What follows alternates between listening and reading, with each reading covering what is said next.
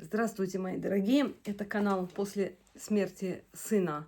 Дневник мамы». Меня зовут Екатерина Варади, я создатель и ведущая этого канала.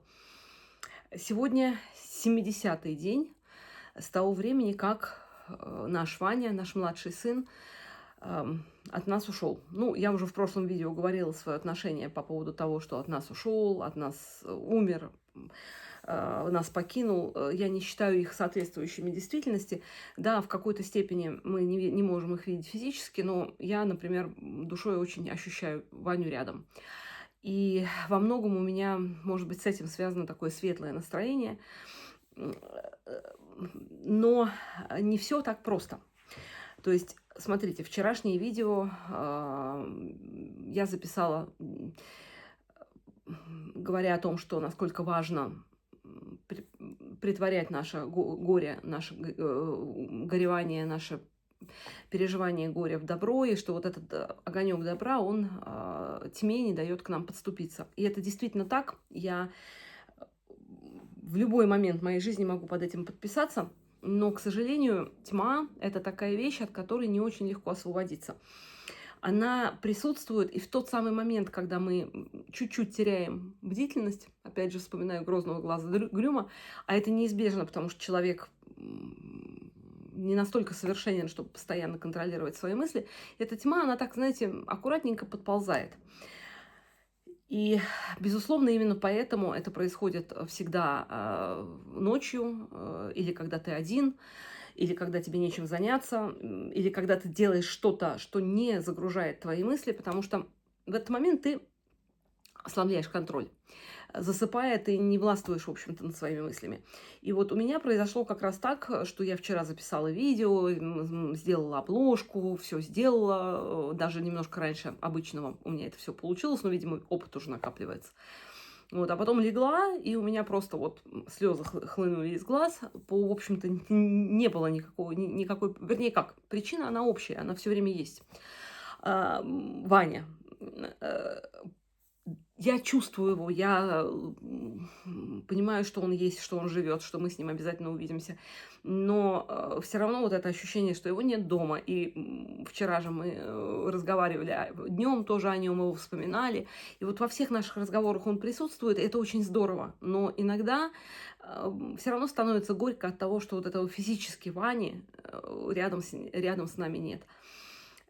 Но это происходит, знаете, как-то не всегда, то есть иногда происходит, видимо, потому что я действительно стараюсь себя очень сильно загружать. Я очень много молюсь, я по сей день каждый вечер читаю канон за единого усопшего, потом молюсь Богу, разговариваю с Ваней, молюсь ему тоже, вернее, прошу ему помочь нам, если он может, не беря на себя смелость там, считать его святым или что-то еще, но просто если у него есть такая возможность, чтобы он помолился о нас, чтобы нам легче было пережить эту потерю. И я как-то всегда в это время успокаиваюсь. Но потом, вот я вчера там поплакала немножко, но достаточно быстро это прошло. И сегодня утром я тоже встала, в общем, с таким настроением поплакать. Вот первое ощущение, хотя не было никаких снов, спала я хорошо, но я проснулась, и у меня почему-то вот сразу ощущение, знаете, вот прям слезы рядом. Интересно, что не было никаких вернее, как, объявили, что у нас вроде ученые нашли какое-то пятно на Солнце размером аж с Землю, и что это пятно вызывает большие какие-то всплески на Солнце, и, соответственно, магнитные бури здесь. И действительно, сегодня и последние дни очень много жалоб ото всех, буквально ото всех, причем людей разных возрастов, на плохое самочувствие, слабость, сонливость, высокое давление, там, сердцебиение, ну, всякое головокружение, вот это все.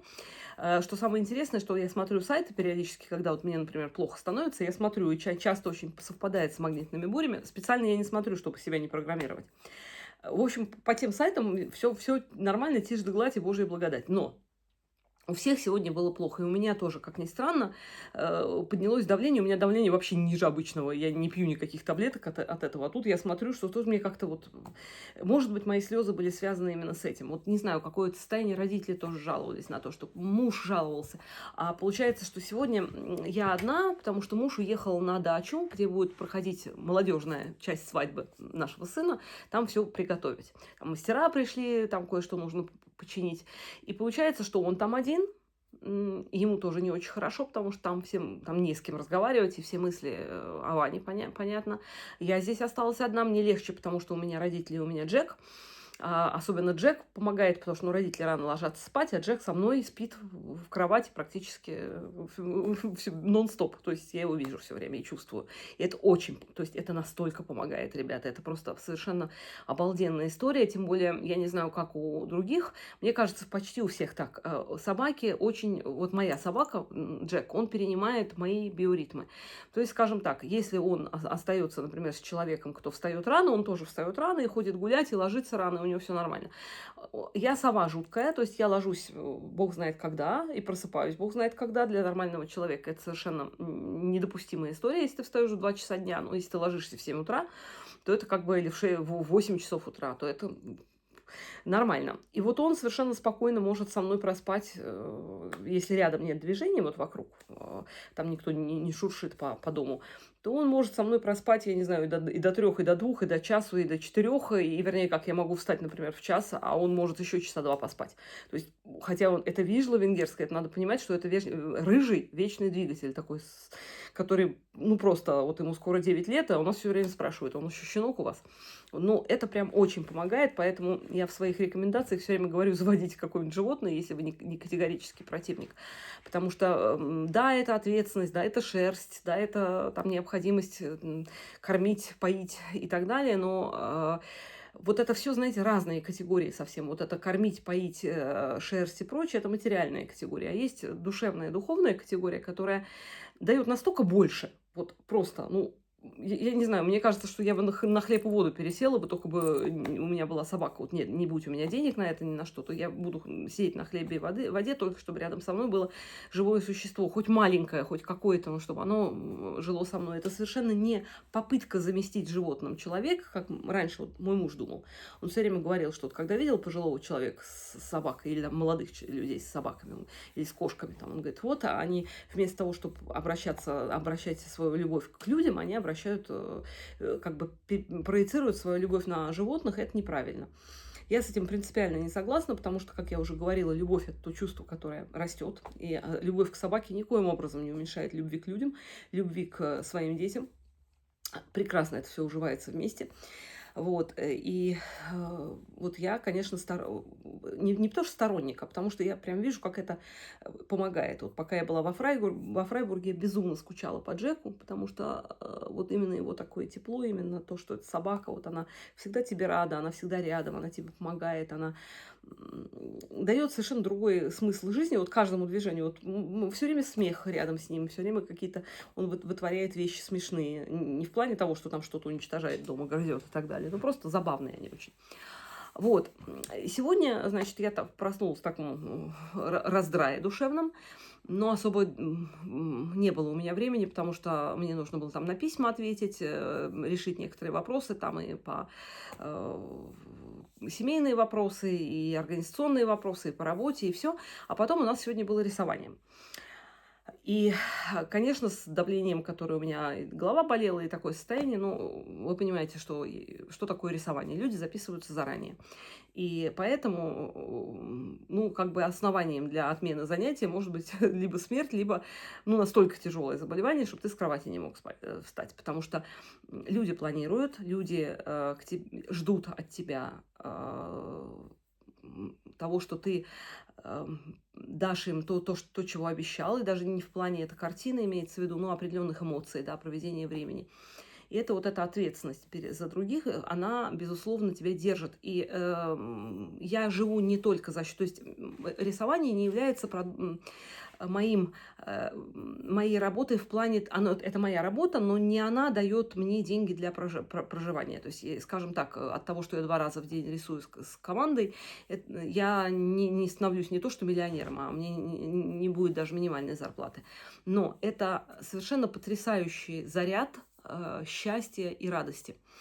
И я очень ценю тех людей, которые к нам ходят. То есть настолько, что это прямо тоже вторая семья получается. Потому что, вы знаете, искусство, оно не имеет цены, если нет человека. То есть человек его создает, человек его смотрит. А когда мы создаем вместе, мы создаем еще и дополнительную какую-то энергию счастья и радости, которая все время там присутствует. И совершенно неважно, умеешь ты рисовать, не умеешь, тебя научат.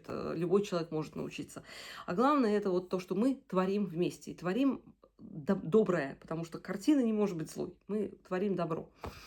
И я пошла туда, тем более сегодня туда должна была прийти Вика Петренко, Наташа, которая моя бессменная помощница. Это тоже моя лучшая, одна из лучших моих подруг, как и Вика.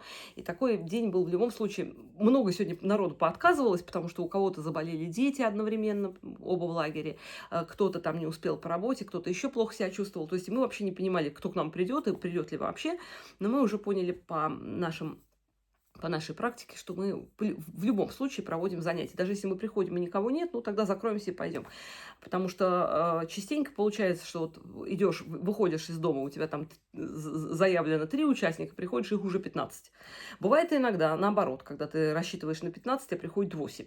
Но в любом случае мы пришли, и хорошо, потому что у нас было, по-моему, 7 человек пришло, хотя думали, что будет там 1 или 2. И сегодня получился совершенно какой-то замечательный сеанс, потому что люди были очень хорошие, очень светлые с нами сегодня. Картина была тоже такая, знаете, горный водопад, цветы на переднем плане. Пришла Вика, которая сама по себе очень светлый человек. Она привела свою знакомую подругу, или знакомую, я не знаю, которая тоже очень светлый человек. И как-то еще пришла одна женщина с 2 внучками, тоже наша такая как бы старая подруга, старый друг, которая, мы ее очень любим, она нас очень любит. И какой-то такой, знаете, была очень хорошая атмосфера. Мы что-то там хихикали друг над другом. Вика очень много фотографировала, она очень талантливый фотограф. Совершенно по-хулиганским образом она сегодня отлынивала от рисования. Вот. Никоим образом не слушая, так сказать, повелений гуру. Но при этом она делала потрясающие фотки и все время ходила там с разных ракурсов, и все это, естественно, комментировалось таким одесско-еврейским юморком. И это было так здорово. И потом мы запланировали, что мы с Викой пойдем, ну, раз мужа нет, то мы решили вместо мужа, я решила взять Вику.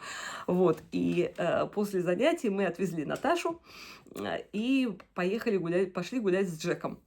Вот, ну, собственно, Джек, как всегда, был предлогом, потому что мы погуляли с ним, ну, гуляли, скажем, с ним намного дольше, чем планировали. И все это время мы вот совершенно по-хулигански болтали, смеялись, причем настолько, что вот живот болел от смеха. Потому что, ну, мы с Викой это просто вот 2 совершенно ненормальные, ну, скажем, женщины, которые как бы уже, я уже по паспорту практически старушкой должна была быть, а вот по ощущениям мы какие-то, как вот девчонки-подростки, которые остались, вот мы там хихикаем, что-то там какие-то подначиваем друг друга, рассказываем какие-то истории из жизни, у нас с нами происходят какие-то все время жутко смешные истории.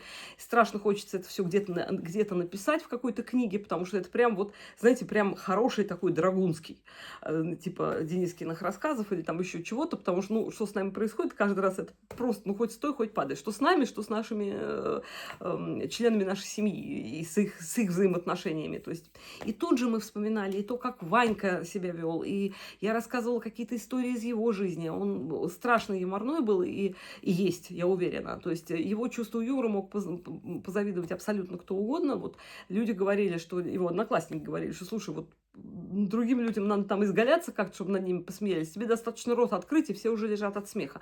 И он действительно обладал такой способностью, и обладает по сей день. Я уверена, что он умудрялся самые простые вещи сказать так. Вот я на него сердиться не могла. Он мне что-то говорит, вот я на него ругаться пытаюсь, а он мне отвечает что-то так, что я не могу. Мне смешно, я понимаю, что надо на него поругаться, но я не могу. Он это прекрасно использовал. То есть как только, значит, он видел, что тут гроза приближается, он включал дурачка, или там вот это вот включал этого хулигана, который беззлобно абсолютно, то есть ни в коем случае меня не обижая, но как-то вот умудряясь перевернуть все в сторону юмора.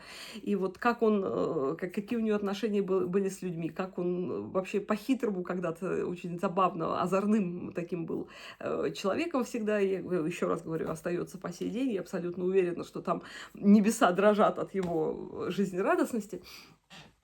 И сегодня это был абсолютный свет. Вот от начала до конца. И сейчас у меня нет ощущения, что вот сейчас я закончу с вами разговаривать, такая вся, у меня все хорошо, и потом пойду поплачу. Нет, у меня вот сейчас такого ощущения вообще нет. У меня сейчас есть ощущение света. И по логике вещей мне не надо было бы тогда сегодня записывать видео, ну, потому что мы-то говорим о потере и так далее. Но почему я считаю, что очень важно, что и в таком состоянии я к вам выхожу, в хорошем, счастливом, добром, что вы понимали, что такие дни тоже есть, и они должны быть.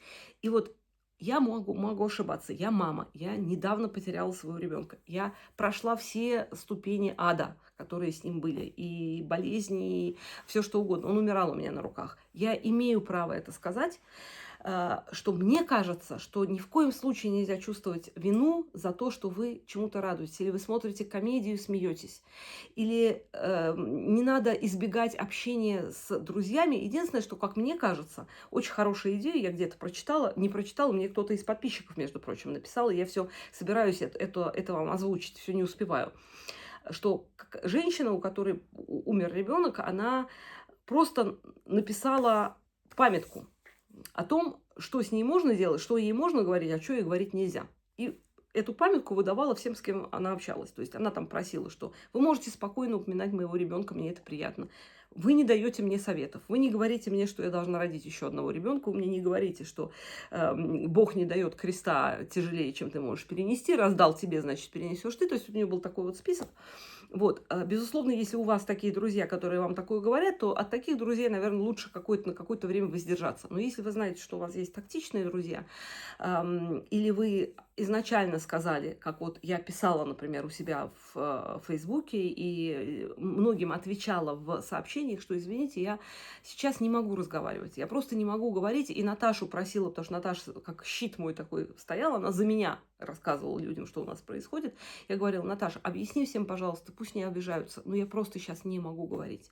Я не могу, у меня так мало сил, я их все трачу на Ваню, я просто не могу делиться этим ни с кем. То есть вот это вот такая внутренняя немота, о которой я говорила, это как бы даже не обет вам молчания, потому что я никому никаких обетов не давала, но вот это вынужденное молчание, которое было во мне много-много-много месяцев.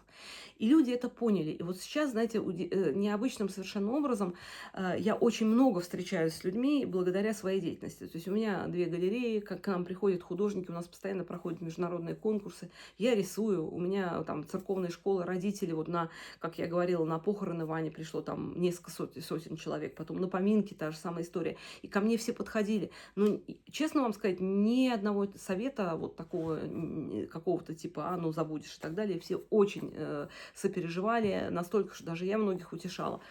То есть у меня осталось такое очень светлое ощущение от людей, и мне кажется, не стоит уходить от этого, надо пытаться. И я понимаю, что сначала не хочется, но, может быть, стоит попробовать это. Знаете, ни в коем случае не советы серии «делай так». Это просто предложение подумать об этом. Иногда, знаете, не хочется чего-то, а потом выходишь, и оказывается очень классно. Вот у меня так было, например, с мамой. Я ее определила на массаж, потому что у нее там болит коленка, 81 год человеку, болит коленка, болит спина. И я ее определила на массаж к Монике. И ой, я что только не пережила с этим. Да я не хочу, да я не могу, да зачем мне, да я все равно ты меня молодой не сделаешь, да и так далее и тому подобное. И после этого моя мама идет туда, до последнего сопротивляясь, потом ложится к Монике на массаж, и я ухожу и на какое-то время, и потом к концу ее массажа прихожу, чтобы ее забрать, и слышу, что там они болтают, мама плохо говорит по-венгерски, но тем не менее достаточно, чтобы понимать. Моника что-то там вспоминает по-русски, они хохочут. И мама совершенно другим человеком встала с этого массажа, потому что Моника очень приятный человек, она массирует очень хорошо, она очень тактичная, она, ну, просто. И мама, которая была в мрачном состоянии, в слезах, говорила, не надо меня никуда тащить, мама с этого массажа встала абсолютно другим человеком, с хорошим настроением, светлым. То есть вы все равно, мы люди, наша нервная система, она нуждается в разных стимулах. Если мы все время эти стимулы будем давать с темной стороны, то есть печаль, горе, страдания, воспоминания о наших детях, сожаление о том, что они там ушли от нас, это темная сторона не в плане того, что это неправильно, а в плане того, что это дает, конечно, грустные эмоции. Но у нас еще есть вот эта светлая сторона, добрая это неправильно, я сказала, именно светлая сторона, которая нуждается в радости, тепле, счастье, веселье и так далее. И мы чувствуем себя так плохо именно потому, что парализуется эта часть на какое-то время после ухода наших детей.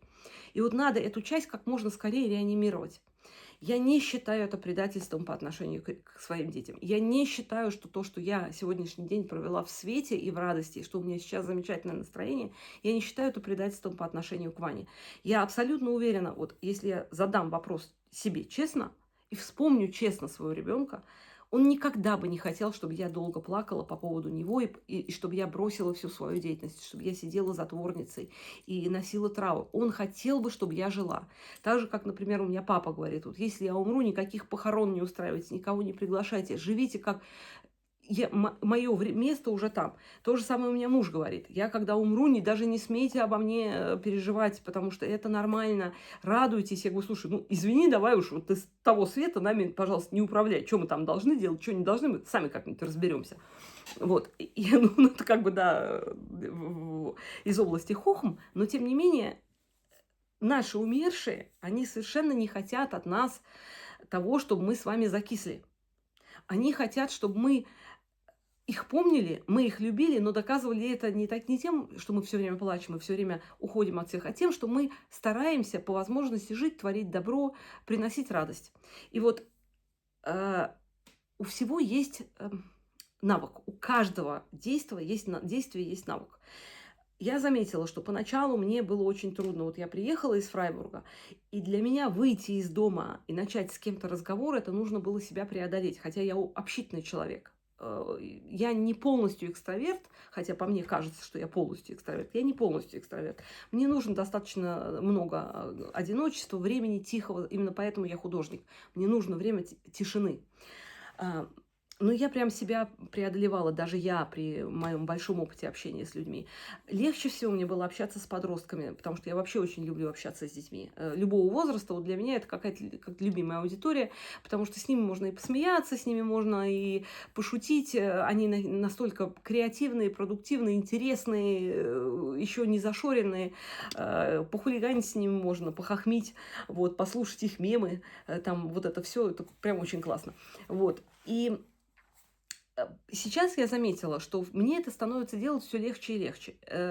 Приходят люди, которые не знают о том, что произошло с Ваней. Вот сегодня пришла женщина замечательная, она рисует сама, она подавалась к нам на выставки и выставлялась у нас тоже. Она пришла вот порисовать с нами. И ушла очень довольна, именно атмосфера ей очень понравилась. И она не знала о том, что Ваня ушел. Я ей сказала, что у меня не было год. Она говорит, а что такое? Я говорю, ну вот у меня сын болел, сын, и я говорю, сын ушел. Как? И я говорю, да, вот 2 месяца назад, ну что делать? И я как-то это проговорила уже намного легче, потому что я об этом говорю на канале, я об этом говорю со всеми. Я понимаю, что это уже со мной, и никуда это от меня не уйдет. Мне приходится это делать. То есть навык, и я стараюсь сейчас восстановить навык хорошего настроения, навык улыбки, навык видеть вокруг свет. Потому что, вы знаете, как заглядываешь вот смотришь на землю, трава зеленая, сейчас лето, деревья, И ты понимаешь, что вот эта зеленая трава была до тебя, она будет после тебя. Что матерей, которые потеряли детей, было огромное количество, и всех умерших намного больше, чем живых. И то, что я сегодня потеряла ребенка, а куча людей сейчас теряют детей на войне, это происходит каждый день. Это не потому, что я к тому говорю, что мне должно быть легче от того, что они теряют. Наоборот, я хотела бы, лучше бы я одна была, которая потеряла ребенка, а все остальные бы не теряли. Но просто это настолько в плане вечности, это настолько одно мгновение. Вот когда мы говорим о человеке, который ушел из жизни, например, там 50 лет назад, нам кажется, что это было так давно, на самом деле это было совсем недавно. Мне скоро будет 59 лет. Ребята, жизнь проскакивает моментально. И, в общем, если так смотреть с точки зрения вечности, то, наверное, все равно, когда человек ушел в 20, 40, 50, 70, с точки зрения вечности, главное, что он принес с собой в тот мир.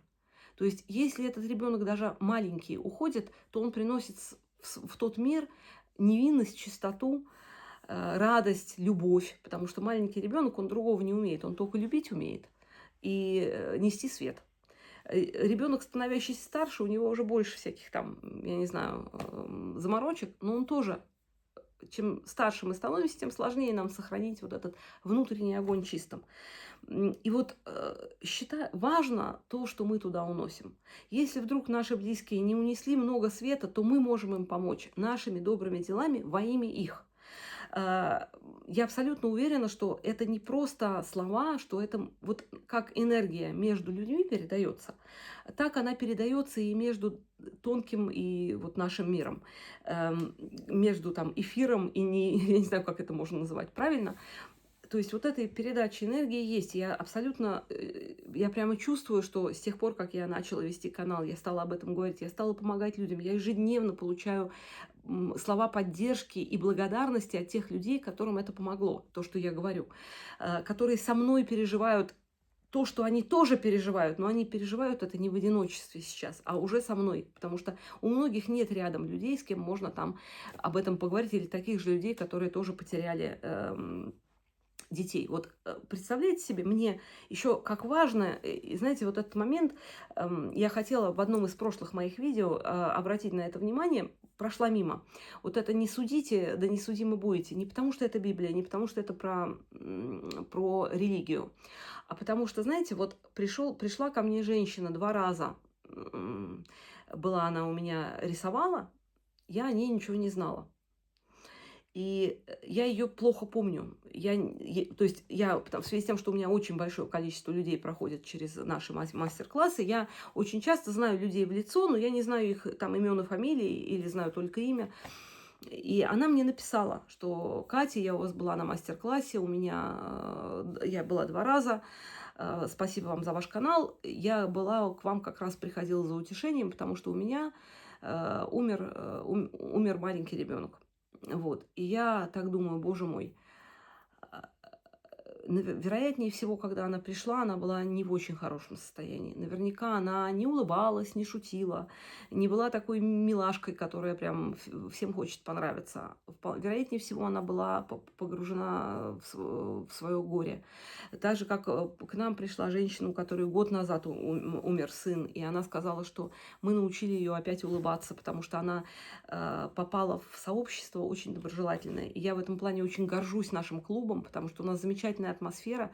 И это совершенно я не себя хвалю, потому что атмосферу один человек сделать не может. Общее пространство, каждый вносит свой вклад. И вот эта женщина сказала, что вот я, попав сюда, я стала ходить, меня, говорит, дочка привела, и я не хотела идти вообще никуда, но дочка меня привела, и я пришла, и я вдруг поняла, что мне стало легче. Я, говорит, стала ходить, через некоторое время я заметила, что я опять начала улыбаться. К чему я это говорю? К тому, что очень часто, когда мы встречаемся с какими-то людьми, нам они не нравятся, потому что они мрачные, потому что они на нас там не смотрят так хорошо, не улыбаются, вообще там могут говорить сквозь зубы. А на самом деле это может быть связано с тысячу разных причин. Например, с тем, что человек очень закомплексован, он боится. Он боится быть смешным, что человек переживает горе, что человек с кем-то поссорился перед этим, что у человека там какие-то неприятности по работе. То есть нам, каждому из нас очень важно, чтобы нас никто не судил, чтобы просто нас принимали такими, как мы есть в этот момент. Вот в этот момент пусть нам улыбнутся, даже если они не улыбаются в ответ, от улыбки станет всем светлей, да, вот как в песне. Улыбка ничего не стоит. Вот есть замечательная пословица: ничего не дается так дешево и не ценится так дорого, как улыбка. От того, что мы лишний раз кому-то улыбнемся, мы совершенно точно никому не навредим. Если там из 100 человек кто-то нам рявкнет на эту улыбку, ну и не страшно. Зато остальные 99 будут совершенно точно благодарны за эту улыбку. И вот как важно просто думать о том, что у каждого из нас есть своя история, и мы встречаемся на разных этапах нашего жизненного пути, и не всегда они совпадают. Я могу встретиться на пике радости, а кто-то встретился на пике горя. И в этот момент мы друг другу можем показаться совершенно неподходящими для общения, потому что я буду слишком веселой, какой-то легкомысленный для этого человека, а он для меня будет слишком мрачным. А потом в какой-то момент мы притремся друг к другу, узнаем друг о друге, и выяснится, что мы можем стать вообще замечательными друзьями и проводить время вместе. То есть вот это отношение доброе к людям, отношение доброе к себе прежде всего, потому что мне кажется, когда вы в потере, очень хочется, очень часто многие машут на себя рукой и говорят, что ну зачем мне жить, если у меня нет ребенка, зачем мне вообще уже все. А затем жить, ребят, жить-то нужно, потому что мы здесь. Почему-то мы остались. Значит, у нас есть задание. А наше задание совершенно точно не может заключаться в том, чтобы делать мир темнее. Наша задача может быть только в том, чтобы делать мир светлее. Вот мое абсолютно глубокое убеждение в этом. И в том, что если мы будем делать мир светлее, таким образом светлее станет нам. Поэтому вот главное, сегодня я, пожалуй, знаю лейтмотив сегодняшнего, вот эту красную нить, главную мысль моего сегодняшнего послания, что сегодня у меня был светлый, очень счастливый, очень радостный день. Я не забыла Ваню, я не горюю о нем меньше. Я сегодня со смехом вспоминала его приколы, его какие-то забавные вещи, которые он делал. От этого горе мое, и моя любовь к нему не стала меньше, но я его вспоминала светло и прожила этот день счастливо. Да, и такие дни тоже есть в нашем горе. Не всегда все дни черные. И я очень надеюсь, что со временем у каждого из нас таких светлых дней будет все больше. Боль будет становиться меньше, она будет отходить куда-то на периферию. И мы с вами начнем, откроется новая страница в нашей жизни, потому что наша жизнь, она как книга, много всяких разных страниц. Вот я чувствую, у меня совершенно точно с этим каналом точно открылась какая-то новая страница. А еще вот мы с Викой пообщались, у нас есть какие-то задумки о проектах новых, еще какие-то новые страницы. И еще каждая встреча дает вдруг какой-то, знаете, как ты стоишь, много-много дорог, которые тебе вдруг открываются. Только держи глаза шире, не закрывай их. Вот если закрыть глаза в трауре, то все, у тебя останется одна дорога. И эта дорога, она повредит тебе, она повредит твоим близким, она повредит твоему телу, она повредит этому миру. Заботьтесь о себе, мои дорогие. Даже если очень не хочется, постарайтесь получить удовольствие от утреннего кофе или от чая, выйти на улицу, посмотреть на солнышко, которое светит всем и всегда светило. И нашим детям светит, только немножко по-другому. Тем ушедшим детям оно тоже светит, только в другом измерении. Но оно там же. Пойти на массаж, пойти на йогу, пойти на, там, я не знаю, на какую-то прогулку с друзьями, на вечеринку, в конце концов. То есть от этого мы не предаем наших близких. Вы можете, безусловно, со мной не согласиться. Вы имеете на это право. Каждый из нас имеет право на свое мнение.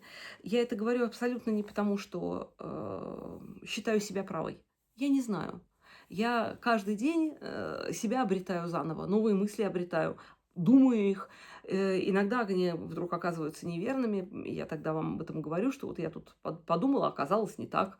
Вот сегодняшний день у меня такой. Сегодня он светлый. И я надеюсь, что и у вас тоже будет очень много светлых дней. Я желаю вам от всей души именно этого, всем, кто смотрит этот канал, чтобы у вас было очень много светлых дней, радостных дней, теплых дней. и добра, которое даете вы и которое получаете вы тоже. Чтобы все у всех было хорошо. До свидания, мои дорогие. До завтра, если Бог даст. Пока.